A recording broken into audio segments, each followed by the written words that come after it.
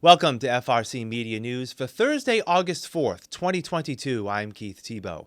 City restaurants can get some seed money to set up operations for outdoor dining. The city continues to look for space for its growing pre-K program, and Bishop Connolly High School will be adding solar panels to the school that will eventually pay for all of its electricity. All this and more coming up. We start this week with a weather update. Fall River is in the midst of its second heat wave of the summer. Mayor Paul Coogan has announced the reopening of cooling centers across the city for those looking for relief from the heat. Government Center will be open during its regularly scheduled hours, Monday through Thursday until 4 p.m. and Friday until 3 p.m. The Fall River Public Library is open Monday through Thursday from 8 a.m. to 8 p.m. and Friday from 9 a.m. to 3 p.m. And for those over 60, you can access the city's senior centers Monday through Friday from 9 a.m. to 4 p.m. Since the onset of the pandemic, more city restaurants have opted to offer outdoor dining options. The city of Fall River has simplified the process to apply for outdoor dining and now is offering grant money to help restaurants start or expand their outdoor dining operations. The money is from a state grant and is being administered by the Transformative Development Initiative and Viva Fall River. Viva Fall River Director Patty Rigo says the new outdoor dining guidelines and grant provide restaurants with more flexibility. And it's a fairly simple process. It's just the normal things you would have already done before, but now the actual, the time it will take to get all the signatures you need and whatnot is going to be expedited. So once you have that, then you're free to apply for the grant. That's if you do not currently have outdoor dining. If you have outdoor dining and you just, maybe want some new lighting, or, the cushions on your chairs need a little TLC, you need some new ones, this grant can also be used for that. So it does not have to be used for necessarily for construction materials. It can be used for furnishings. And we wanted to make it flexible so that people could, across many different types of restaurants and scenarios, that everybody could kind of feel that they might be able to apply for this and get some assistance. Rigo says the grants will be issued in amounts up to $2,000, and applications will be accepted until all the money in the program runs out. We're estimating that probably 7 to 10 businesses will be able to take advantage of this program. I've already had a couple inquiries over the last couple of days, which is fantastic. They were all from people who have who currently have outdoor dining, which is phenomenal. But I would really love to see some new establishments, because that's really why this was created. Obviously, the pandemic, showed us that outdoor space is really essential to spreading out and to keeping the number of customers at a restaurant and to helping them grow. So, and if anybody has any questions or they're unsure, could I have outdoor dining? You feel free to contact us. We're always willing to talk about it. And the new guidelines have sample configurations that people can use for inspiration. Mayor Paul Coogan tells us expanding outdoor dining can be an economic development booster for the city. We're going to keep plugging away at it. We have a couple more restaurants we're adding this year. And again, I think it's something that can work in conjunction with all of our urban renewal plans and things that we want to do to attract more people to downtown or outside to eat. So we're going to keep plugging away at it, working with Viva Fall River and Jim McKeague and Mass Development, and we'll see where we end up. The Fall River School Department is putting plans in place to expand its pre-K program beginning this school year. The city has hit a snag, however, in terms of securing additional space to house that expanded program. An article in the Herald News this week indicated that the loan bid for the city to purchase a building for the pre-K program, the former Atlantis Charter School building on South Main Street, could cost the city upwards of $6.4 million. Mayor Coogan says it's uncertain how the project will proceed and if there will be any delays. And it does sound like a lot of money, but at the same time, again, for a school, I don't know where we're going to end up on that. We need the space, and for our pre-K programs, we got to get them into a building. We're ramping up our pre-K classrooms across our existing buildings wherever we can, and we're trying to get more kids involved, and we're going to keep working to that end till we have everybody that wants pre-K in it. So it's a goal. Space is tight. I mean, we're looking at portable classrooms. We're looking at old buildings. We're looking to rent space in other spots. So whatever we can do to accommodate some of these pre-K kids, we're going to do. We continue our look now at some of the candidates running in the state primary to be held on September 6th. Democrat Tanisha Sullivan has a tall task ahead of her in this year's state election, unseating seven-term incumbent Secretary of State William Galvin. Ms. Sullivan has roots in Brockton, has practiced law for 20 years, and has served as the Chief Equity Officer in the Boston Public Schools, and currently is the volunteer president of the NAACP chapter in Boston. She feels the Secretary of State's office has been slow to evolve to today's needs as the Commonwealth's official record keeper, business regulator, and elections officer. I believe that this office must be more proactive. It must be more engaged. It must be more visible, present in our communities. It has to be a better community member. Historically, this office has been viewed as a sideline player in our democracy. I believe in 2022, that can no longer be the case. We are watching our nation really wrestle with an ideological civil war. We are watching families and people feel so disconnected from our democracy, questioning whether our democracy is even working anymore. The Secretary of State's office is the chief democracy office here in the Commonwealth of Massachusetts. At this critical point in time, it must be present. It cannot continue to be a reactive office. A key plank in Ms. Sullivan's platform is strengthening the state's election laws to grant more Bay State residents the opportunity to vote. She says the passage of this year's Votes Act expanding mail and early voting is a good start, but more needs to be done. And I believe there are two things that we need to be doing in that space. One, we must continue to break down administrative barriers to the ballot box that keep people from being able to exercise their vote free and clear. But we also have to deal with the very real issue of distrust and mistrust that so many people have with government. When we think about our gateway cities are home to many people of color, to working people, to low income folks. And in many of those communities, there is a fractured relationship with government. And if we are going to inspire, encourage, and motivate people in our gateway cities to actually cast their ballot and to believe that that vote is going to count, government, I believe the Secretary of State's office has to do a better job at connecting with those communities, connecting with local municipalities to build trust and to strengthen relationships that can then lead folks to get to that ballot box. Ms. Sullivan says Massachusetts, through the Secretary of State's office, needs to do a better job of making it easier and more affordable to start a small business. Most people don't realize that Massachusetts is the most expensive state in the country to start a business. And in the fees that are paid to the Secretary of State's office are the same, whether you're the small micro Main Street business, the owner-operated one like my mom's, or you are a multi-billion-dollar corporation. I don't think that's fair. And so I believe that the Secretary of State's office should have more support for our small businesses, that the Secretary of State's office should be looking to reduce fees for small business owners, and should be a better partner in connecting small business owners, again, especially the ones like my mom's, the owner-operated small businesses, to the resources they need to be. Ms. Sullivan says as the state's chief records officer, the Secretary of State must ensure that access to information on state government is accessible and transparent.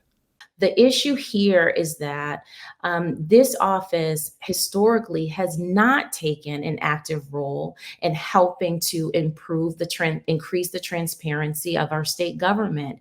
It has worked the edges. I believe that public information actually belongs to the public. I believe that public policy should be debated in the public square. So yes, The public deserves access to information so we can hold our government accountable. But the public, we the people, also need access to public information so that we can participate in governing. We'll continue to talk to as many candidates as possible before Election Day. We invite you to watch our full interview with Tanisha Sullivan and the other candidates we've spoken to thus far by visiting our website, FRMedia.org. Since the nationwide launch of the 988 Suicide and Crisis Lifeline on July 16th, more and more people are seeking support. Darcy Lee, Executive Director of Samaritan South Coast, says the easy-to-remember number can be used for anyone in distress, not just those who may be contemplating suicide.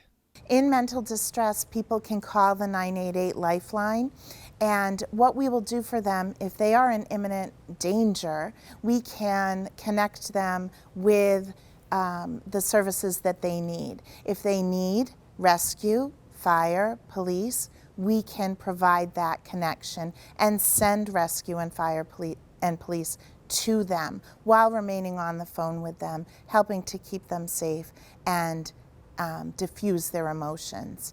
And if they are not in need of immediate assistance, we can provide them with that warm connection to an emergency service provider locally who can provide crisis intervention services where the person is at, in their home, in another place, in an outpatient type of setting, but also services that someone can get by phone. Ms. Lee says Samaritan South Coast, which serves individuals from both Bristol and Norfolk counties, is one of 5 centers in Massachusetts fully staffed 24/7 to directly answer local 988 calls. Thus far, the response to the new line has been positive. We've seen about a 30% increase on the National Suicide Prevention Lifeline 988.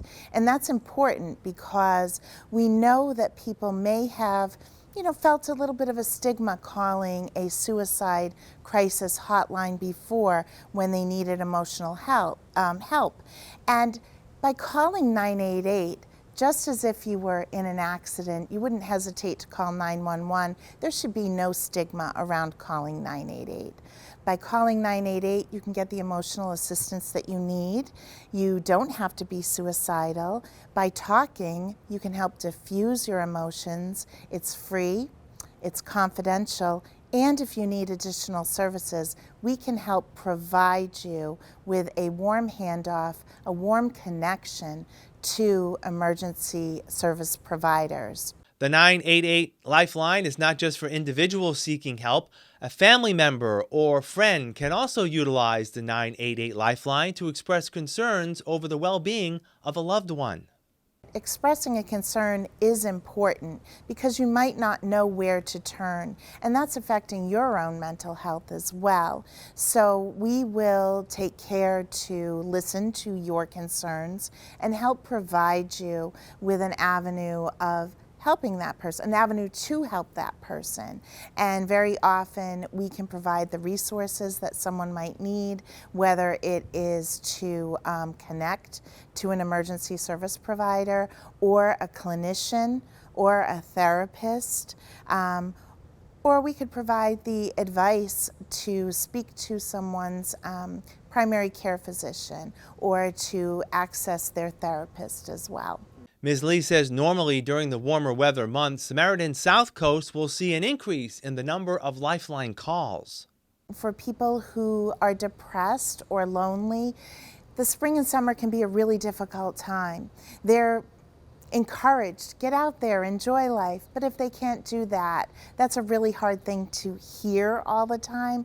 They can call us, and so we do see an increase in calls. We also see an increase in calls for from our college-age students at the end of the school year. There's a lot of stress around graduating, finding a job, what their future may hold. So just by calling us, they can express those concerns and really kind of diffuse their emotions around what the future might look like too. Samaritan South Coast is currently seeking to hire additional Lifeline operators as well as volunteers. For more information, you can call the Samaritan South Coast Business Line at 508-679-9777.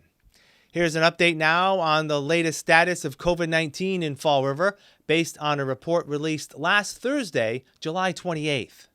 There was an uptick in new cases in Fall River last week with 149 new cases reported, up from 121 the week prior. Fall River now has 31,839 total cases of COVID since the onset of the pandemic.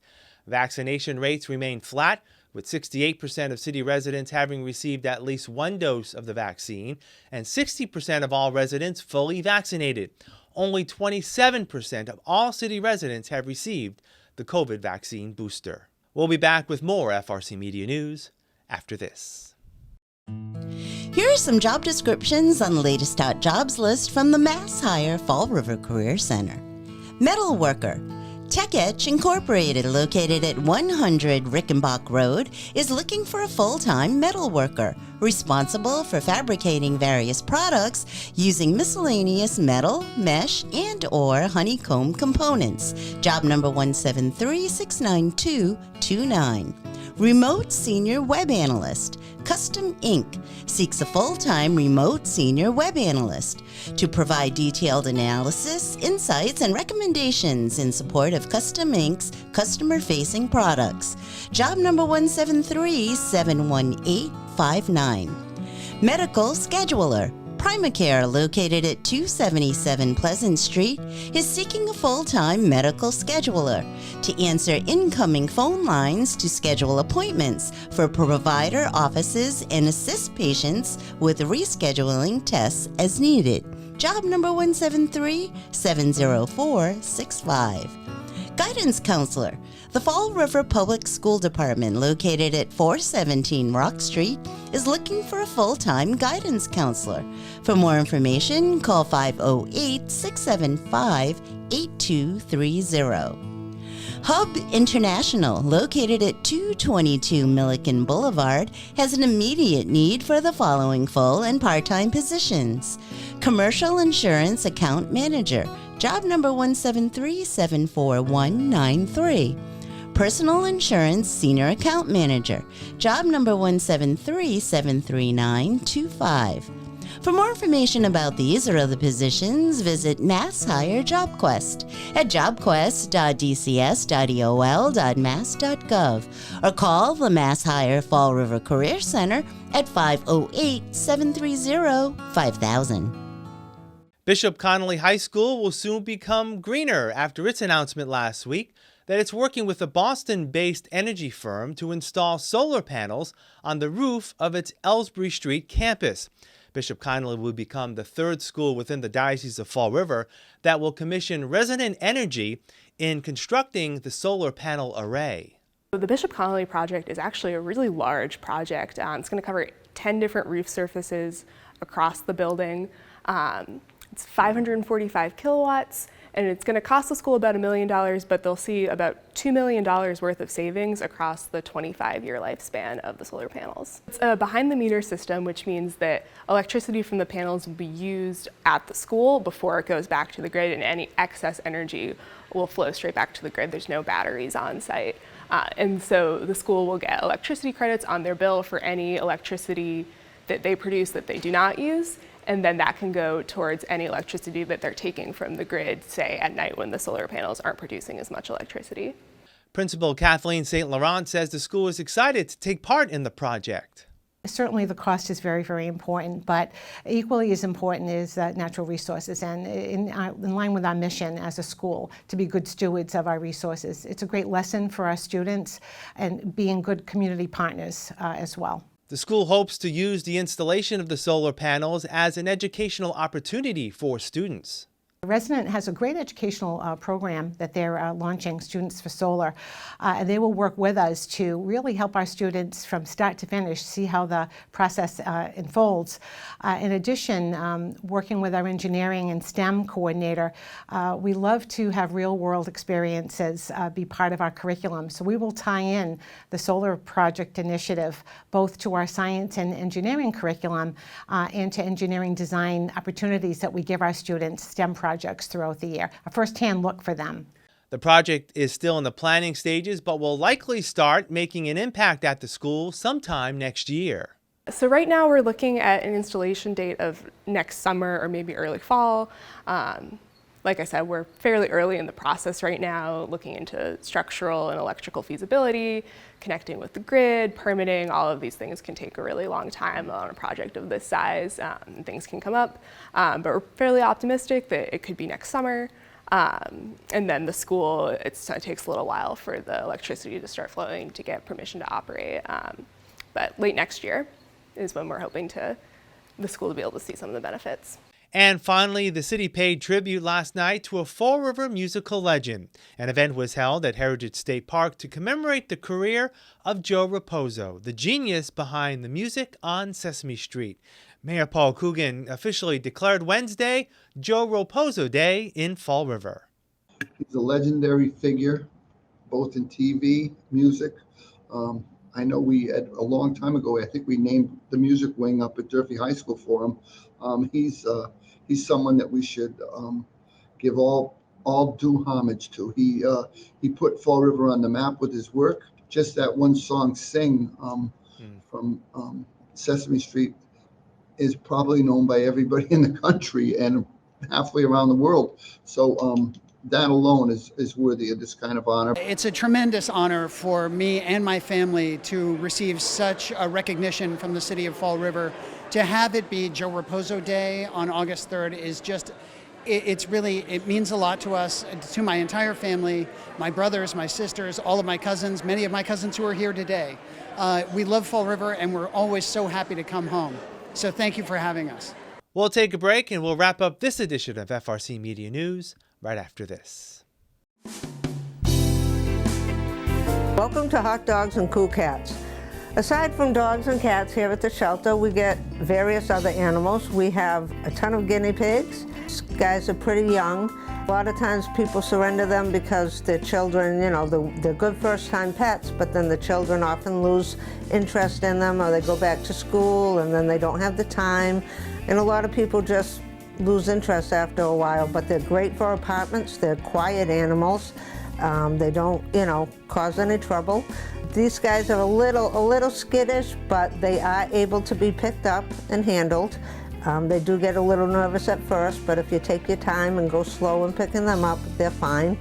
I believe these are all males. We do have another guinea pig over here all by himself. His name is Michael. They're very low maintenance. They're good first-time pets. Like I said, they're easy to care for. It doesn't take a lot of work. They're not as playful as dogs and cats, but they are good pets and they are easy to handle. If you'd like to meet any of our guinea pigs, please feel free to come down to 300 Linwood Street and meet some of our guinea pigs. Today we have Hobbs. Hobbs is 2 years old. He's domestic medium haired. His fur's a little bit longer. He is very lovable. He loves attention, but he would do well in any home. He would do great with kids. I always say 5 and up just because cats, younger kids, if they're a little rough with the cats, and we don't want them getting scratched. But he is very friendly. He's so soft too, very soft, and he just loves attention. No, I don't think so. Okay. I have to look. He doesn't mind being held. If you'd like to meet Hobbs, come on down to 300 Linwood Street. Hobbs would love to meet you. That's all for this edition of FRC Media News. Please visit our website at frmedia.org for all the latest news and local information. FRC Media News airs Thursdays at 6 p.m. and Fridays at 5:30 p.m. For all of us here at FRC Media News, I'm Keith Tebow. Have a great weekend. Stay cool. We'll talk to you next Thursday.